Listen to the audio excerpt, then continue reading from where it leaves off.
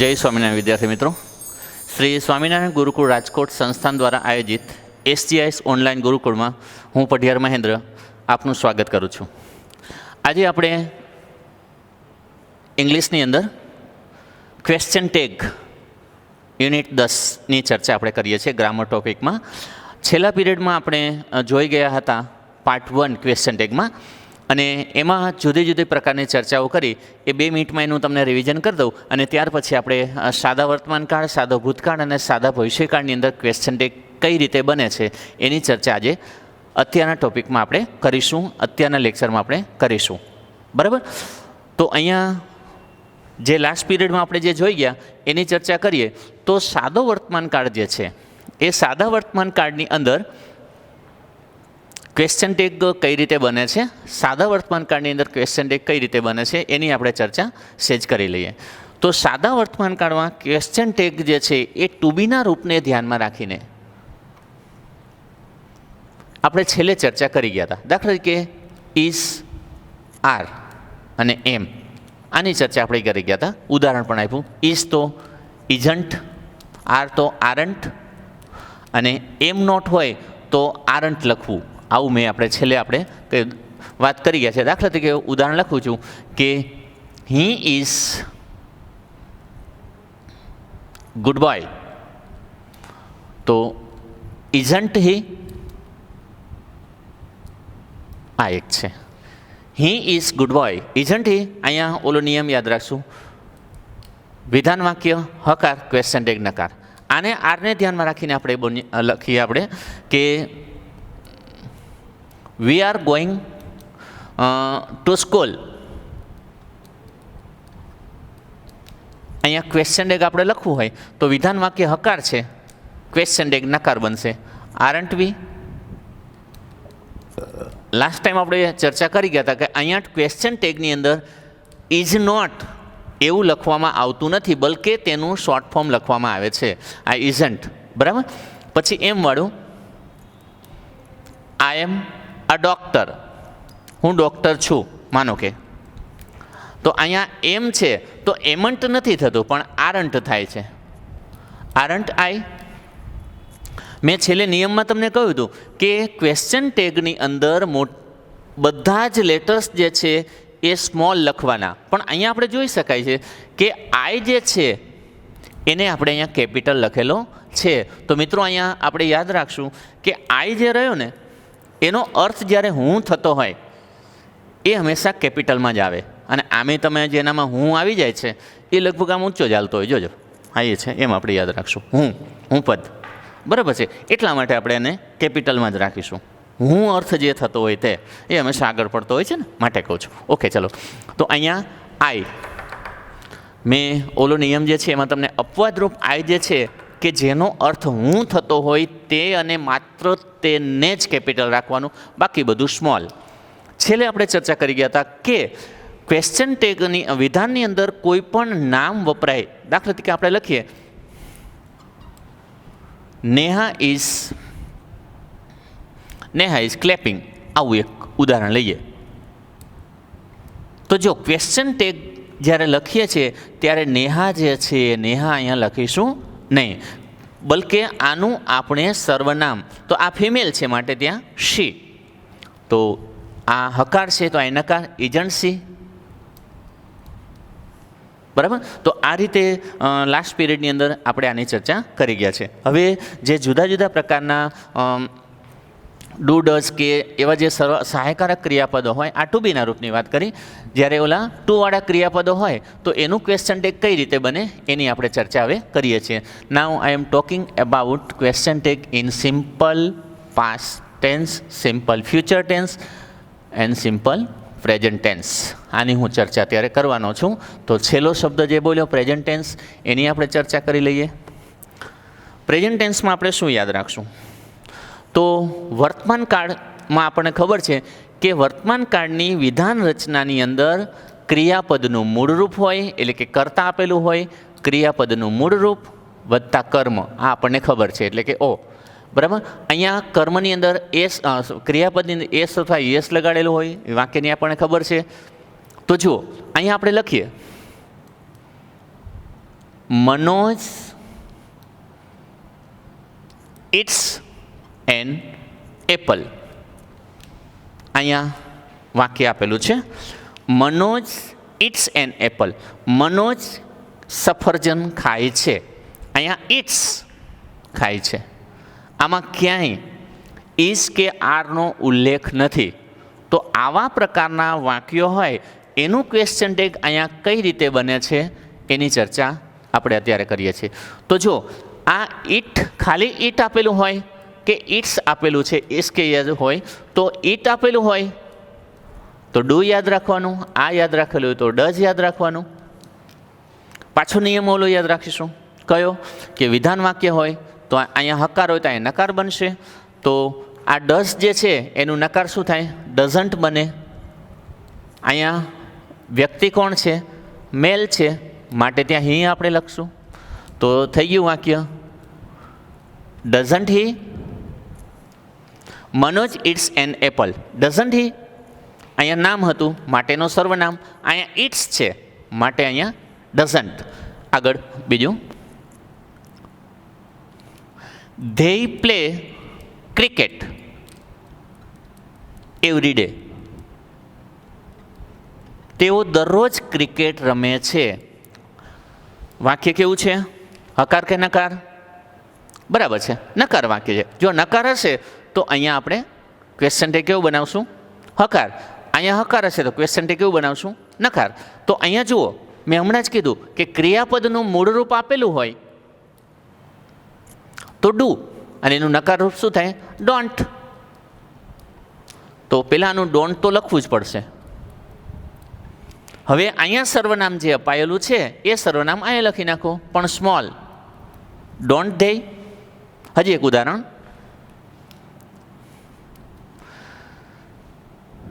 વી prepare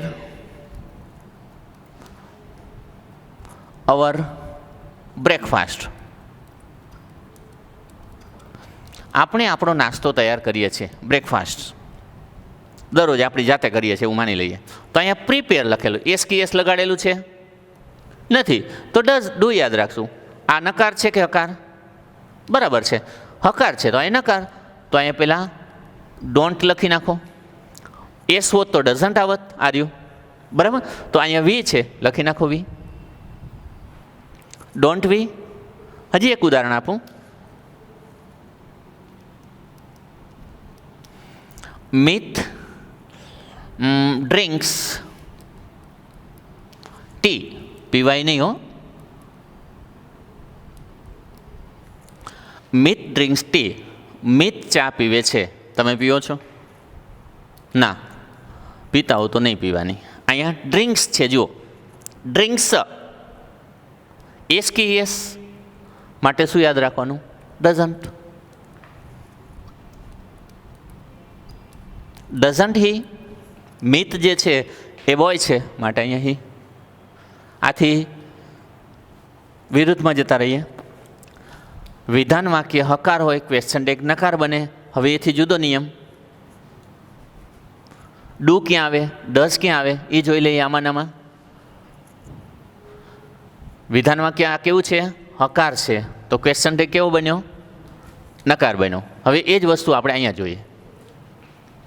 જોજો,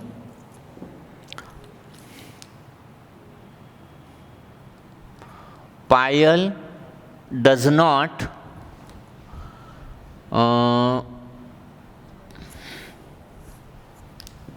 Payal does not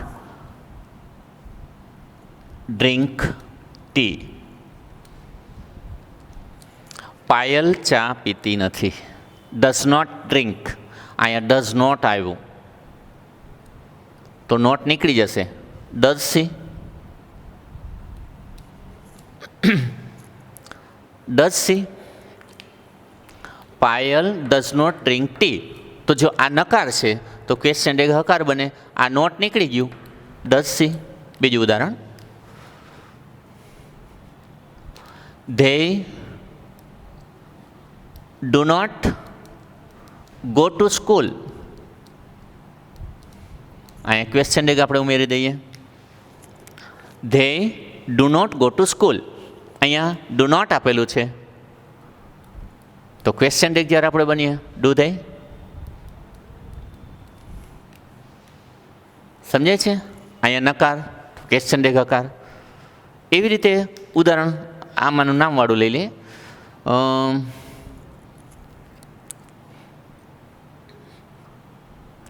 Raj and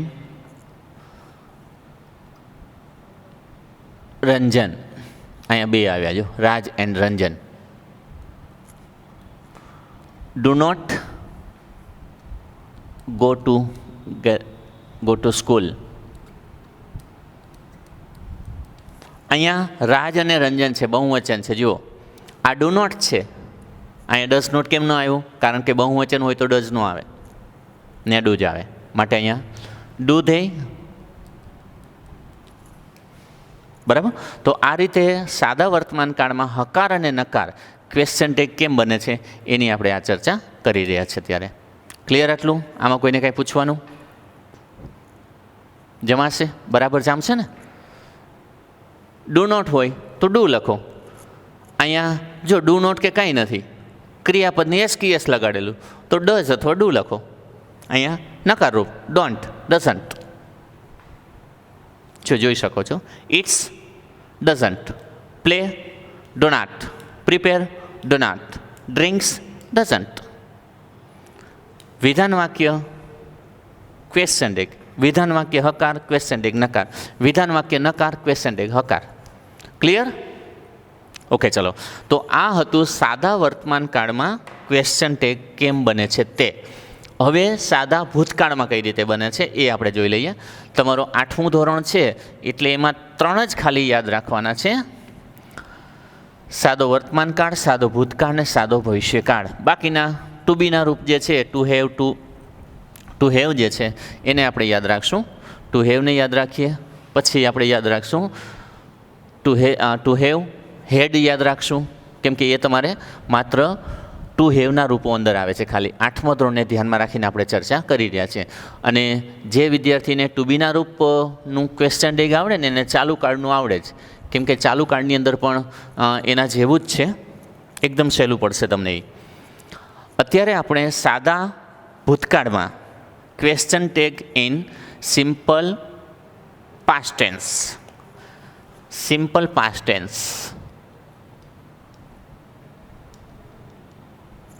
આની અંદર ક્વેશ્ચન ટેગ કઈ રીતે બને છે તે. સિમ્પલ પાસ્ટ ટેન્સમાં યાદ રાખશું આપણે કે એની વાક્ય રચના શું હશે? તો કે કર્તા હશે, V2 લખેલું હશે અને કર્મ હશે. આ V2 એટલે કયું? ભૂતકાળનું રૂપ. ખબર છે ને બધાને? હા, ભૂતકાળનું રૂપ. ઉદાહરણ આપું છું.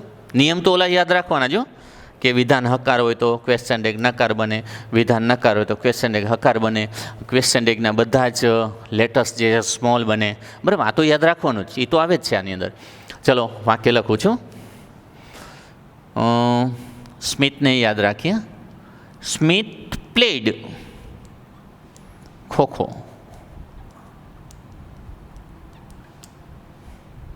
અહીંયા ક્વેશ્ચન ટેગ એડ કરવાનું છે. અહીંયા જો પ્લેડ આપેલું છે, આ હકાર વાક્ય કહેવાય. કેમ? કે આમાં ક્યાંય નોટ વપરાયેલું નથી.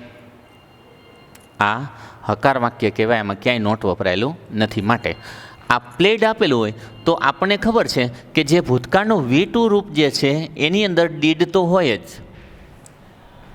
ડીડ પ્લસ મૂળ ક્રિયાપદ V1 એટલે V2 બને. આ ડીડ છે ધારો કે, તો આપણે લખીએ અહીંયા ડીડન્ટ હી. ભૂતકાળ છે માટે ડીડન્ટ. હવે અહીંયા ડીડ નોટ હોય તો અહીંયા ડીડ હી થશે. જોજો, સ્મિતની જગ્યાએ સ્મિતા રાખીએ. Smita did not play kho kho. જોજો વાક્ય જોજો, બરાબર સહેલું છે, કાંઈ છે નહીં આમાં. ક્વેશ્ચન ટેગમાં કશું નથી. અહીંયા ડીડ નોટ હોય તો નોટ નીકળી જાય. Did she.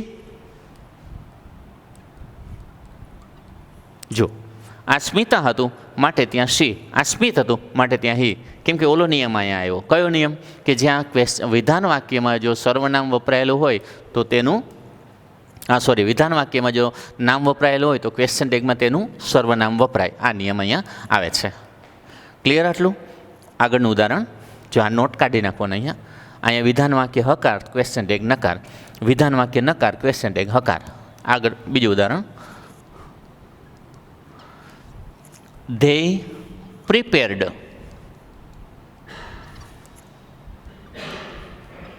this dishes.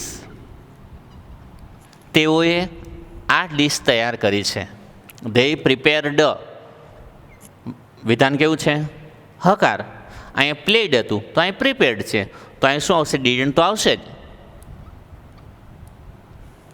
Didn't થઈ. સમજાય છે? આ ટી કેપિટલ છે, અહીંયા સ્મોલ. ક્લિયર? સાદા ભૂતકાળમાં જો એકદમ સહેલું છે. હજી પછી આગળ હજી એકાદ બે ઉદાહરણ આપી દઉં જેથી કરીને તમને સમજવામાં થોડીક વધારે સરળતા રહે. બે ઉદાહરણથી એકદમ નહીં આવડે આપણને, પણ થોડુંક વધારે યાદ કરી દઈએ આને ફરીથી. હજી ઉદાહરણ આપું છું બીજા. એકદમ સહેલો આ મુદ્દો, એકદમ સહેલો છે. છેક આપણે ભણીએ ત્યાં સુધી, ઇવન કોમ્પિટિટિવ એક્ઝામ આપણે દેવાના હોય તો એની અંદર પણ કામ આવતો મુદ્દો છે, એટલે થોડુંક આપણે ધ્યાન વધારે આપીશું આમાં.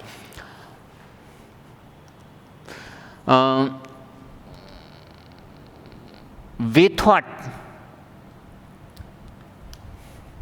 various things. આપણે ઘણી બધી વસ્તુઓ વિચારીએ છીએ. We thought, to think એટલે વિચારવું, એનું થોટ. બરાબર? આ થિંક છે, અહીં થિંકની ક્યાંય જરૂર નથી. આમાં આ હકાર છે તો આમાં ડીડ તો હશે કે નહીં, તો આનું ડીડ નોટ કરવાનું છે. ડીડ નોટનું ટૂંકું રૂપ શું કરશો અહીંયા? ડીડન્ટ. ડીડન્ટ વી. ભૂતકાળ હોય તો ડીડન્ટ. અહીંયા ડીડ નોટ હોય તો ડીડ. એવું ઉદાહરણ લઈએ.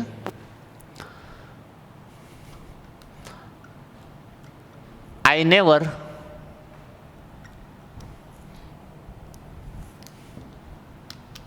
વળી પાછું નેવરમાં નકાર રચનામાં તમને લોચા પડશે.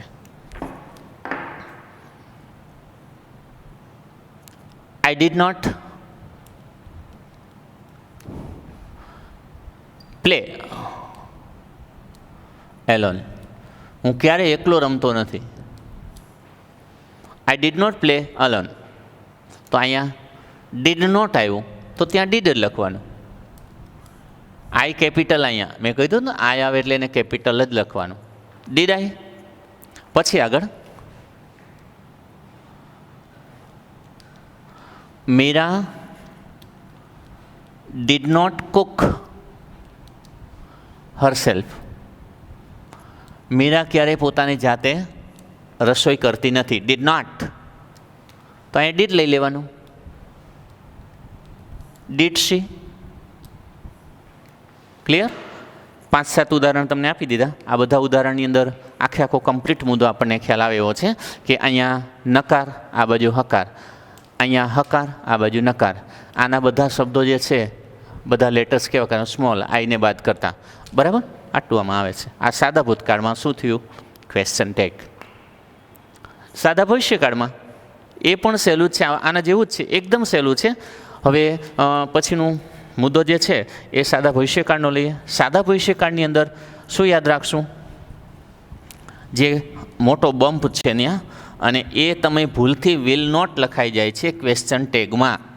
તો ક્વેશ્ચન ટેગમાં વિલ નોટ ક્યારેય લખવામાં આવતું નથી, બલકે ક્વેશ્ચન ટેગની અંદર જે નકારરૂપ હોય તેનું શોર્ટ ફોર્મ જ લખવામાં આવે છે.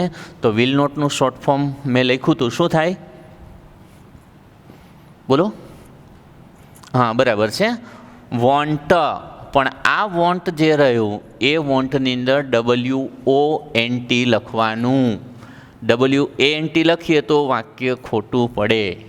બરાબર? સરસ. ચલો હવે આપણે સાદા ભવિષ્યકાળની અંદર ક્વેશ્ચન ટેગ કેમ થાય છે એની ચર્ચા કરીશું, અને પછી હેવ અને હેઝમાં કઈ રીતે થાય એની ચર્ચા કરીને પછી આપણું ટોપિક પૂરું કરીશું. ક્વેશ્ચન ટેગ ત્યાં થઈ જશે સમાપ્ત. બરાબર? ઓકે, ચલો. અહીંયા સાદા ભવિષ્યકાળમાં ક્વેશ્ચન ટેગ. નામ વિજયના જે રાખીએ, વિજયભાઈ લખો ને, Vijaybhai will sell various things. Vijaybhai જુદી જુદી વસ્તુઓ વેચે છે. હું આપણા વડાપ્રધાનની કે મુખ્યમંત્રી જે છે એની વાત નથી કરતો. હું અહીંયા વિજયભાઈ એટલે બાજુમાં દુકાનદાર જે છે એની વાત કરું છું. નહીં તો કે કામને ક્યાં તમે લીધું, તો એની અટક લખવી પડે ને આપણે. હા, વિજય વિલ સેલ. તો અહીંયા વિલ સેલ આવ્યું. જો આ હકાર છે, તો વિલ જે હોય એ વિલનું નકાર શું થાય? વોન્ટ. ખાસ યાદ રાખજો, ભૂલાય નહીં આ. તો વિલ નોટ છે અહીંયા નથી, તો અહીં લખવાનું વોન્ટ. વિજયભાઈ છે તો ત્યાં he. Vijaybhai will sell various things. Vijaybhai જુદી જુદી વસ્તુઓ વેચે છે. જુદી જુદી વસ્તુઓ વેચે છે તો વિલ સેલ આવ્યું, તો વોન્ટ હી. બીજું ઉદાહરણ, Vimala will not sell various things. Vimala જુદી જુદી વસ્તુઓ વેચતી નથી, તો અહીંયા વિલ નોટ આવ્યું, તો અહીંયા વિલ હી. Will see. જોજો બરાબર, અહીંયા ગોટાળો ન થાય. વોન્ટ ક્યારે આવે? વોન્ટ ક્યારે આવે?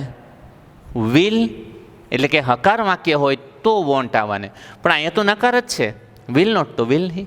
આ નકાર હોય તો આમાંથી નોટ કાઢી નાખવાનું અને મૂકી દેવાનું સીધું. પછી લખીએ,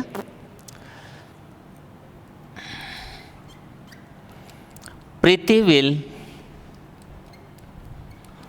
રાઇટ હર હોમવર્ક. પ્રીતિ પોતાનું હોમવર્ક લખશે tomorrow, next Sunday, next year, જે લખવું તે થાય. અહીંયા વિલ છે, વાક્ય કેવું છે? બરાબર છે, હકાર છે, તો આનું નકાર શું બને? વોન્ટ શી. અહીંયા પ્રીતિ, બરાબર, વોન્ટ શી. તો આ રીતે વિધાન વાક્ય જે આપ્યું હોય એ હકાર હોય તો ક્વેશ્ચન ટેગ નકાર બને. અહીંયા વિલ આપેલું છે તો એનું નકાર થાય વોન્ટ થાય. અહીંયા વિલ નોટ આપેલું છે તો અહીંયા ભૂલથી વોન્ટ નો લખાઈ જાય, ખાસ યાદ રાખજો. બરાબર છે. તો સાદા ભવિષ્યકાળની અંદર ક્વેશ્ચન ટેગ આ રીતે બને છે.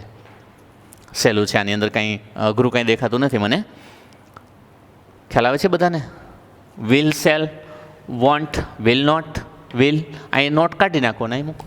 આમાં નથી તો અહીં મૂકવાનું. ક્લિયર?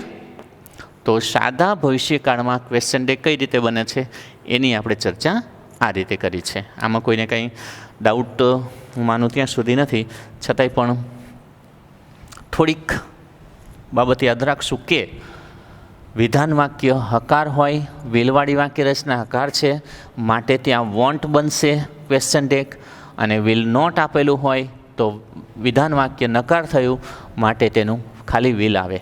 બરાબર? આ સાદા ભવિષ્યકાળમાં ક્વેશ્ચન ટેગ છે.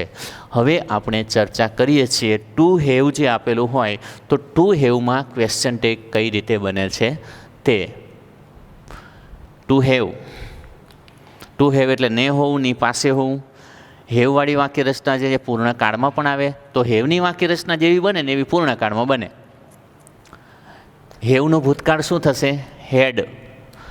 હેવનું ત્રીજો પુરુષ એકવચન હોય તો શું વપરાય? હેઝ. તો હેવ અને હેઝમાં કઈ રીતે ક્વેશ્ચન ટેગ બને છે અને હેડમાં કઈ રીતે બને છે એની આપણે ચર્ચા થોડીક કરી લઈએ. અહીંયા નામ લખીએ આપણું પોતાનું. I have a pen. મારી પાસે પેન છે. I have a pen. તો હેવ આપેલું હોય ખાલી હેવ તો એનું નકાર હેવન્ટ થાય, યાદ રાખજો. હેવન્ટ. તો હેવન્ટ આઈ. પછી આપણે લખીએ Suresh has not a pen. Suresh પાસે પેન નથી. અહીં ક્વેશ્ચન ટેગ આપણે ઉમેર્યું છે. અહીં હેઝ નોટ છે તો નોટ નીકળી જશે, હેઝ ખાલી રહેશે. હેઝ હી છે, એમની પાસે છે. આગળ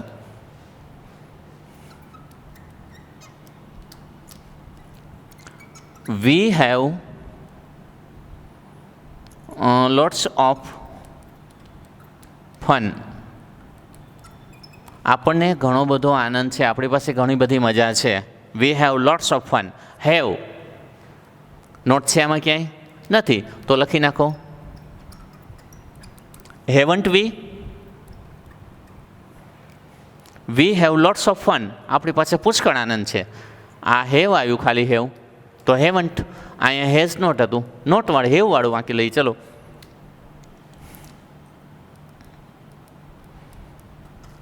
they have not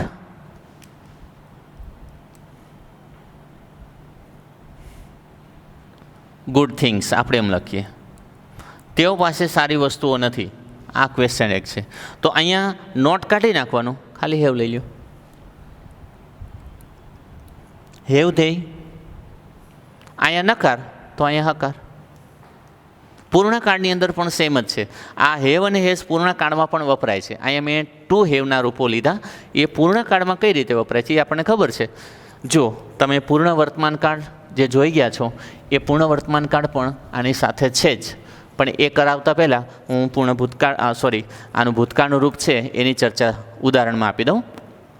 આ તમે જુદા જુદા ઉદાહરણો જે છે એ નંબર આપીને જોઈ શકો છો, એવું નથી, બરાબર. દરેકના 4-5 ઉદાહરણ તો હું આપું જ છું. જો અહીંયા